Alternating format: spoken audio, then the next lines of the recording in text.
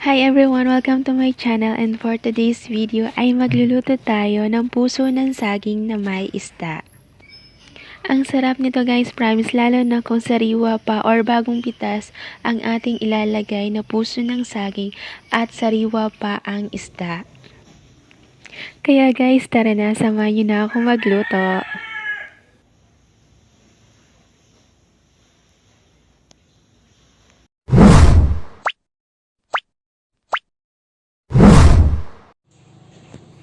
Ito ang puso ng saging na lulutuin natin.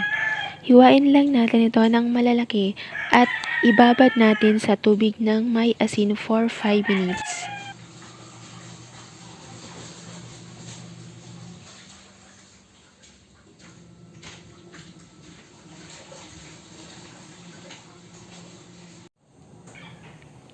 Ayan, habang binababad natin ang puso ng saging, magpakulo na tayo ng tubig.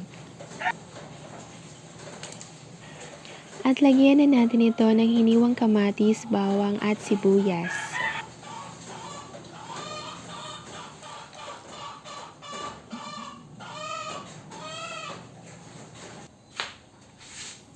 Lagyan na din natin ito ng asin. Takpan natin ito hanggang sa kumulo. Ang apoy natin dito ay nasa katamtaman lamang.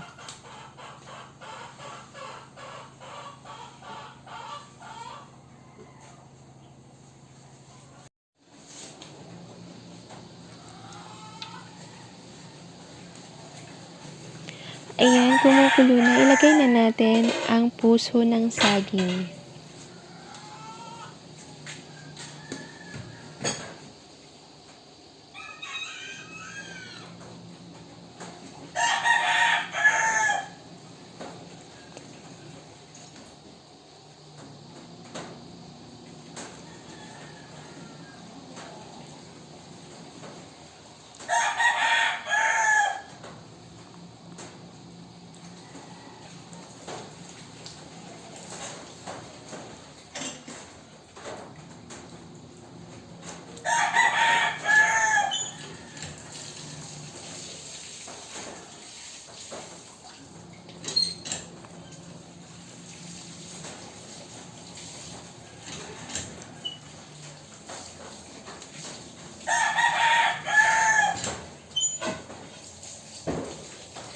Ayan, ilagay na natin lahat ng puso ng saging. Takpan at lutuin lamang natin ito ng 8 minuto.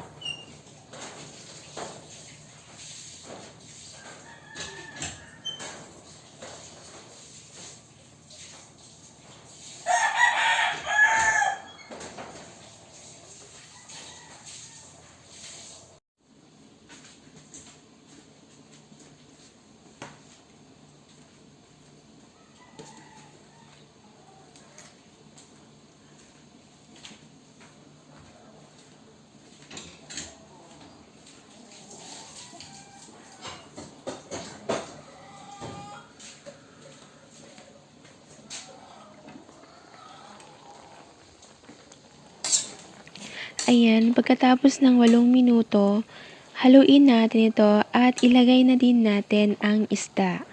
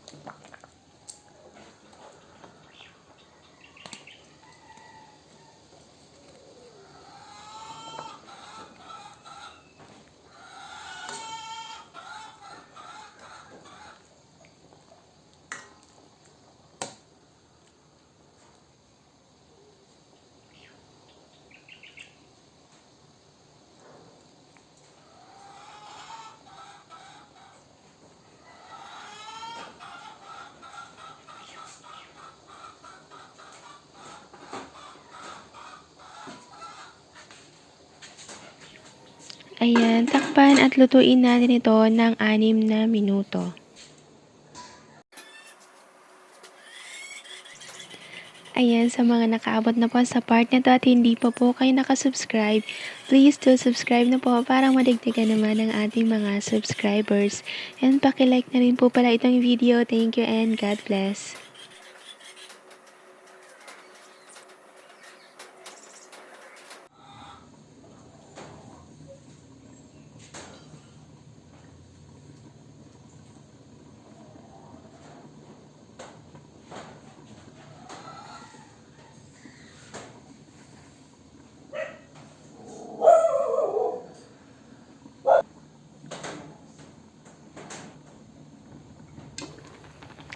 Ayan, pagkatapos ng 6 na minuto, maglagay na tayo ng calamansi juice.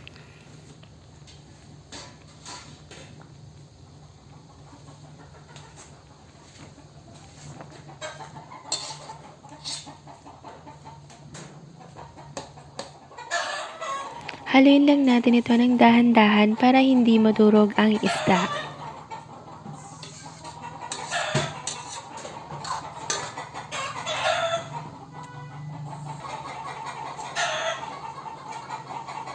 Takpan at lutuin natin ito ng 2 minuto lamang.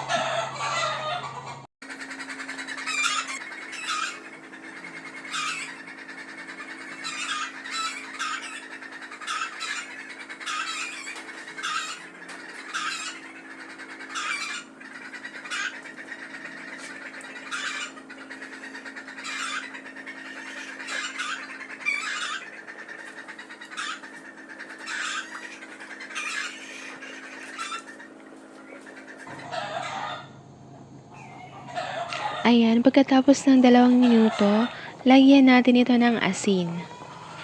Or pwede rin na patis. Ayan, haluin lang natin.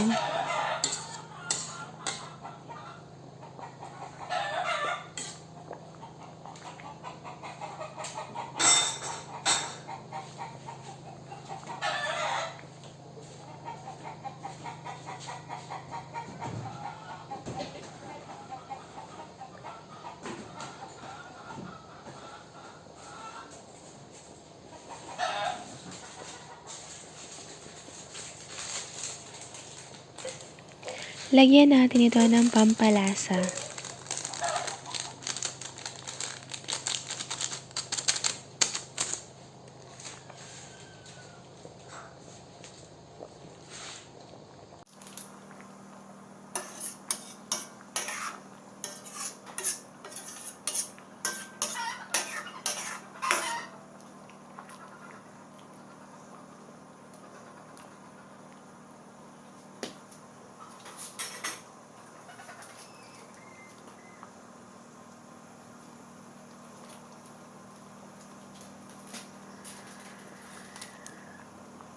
Lagyan natin ito ng sili.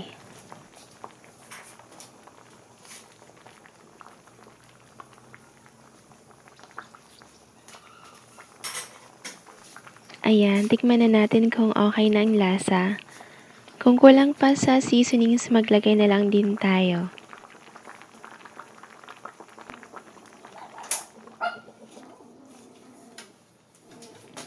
Ayan, tapos na tayo magluto. I-off na natin ang apoy at iserve na natin ito habang mainit pa.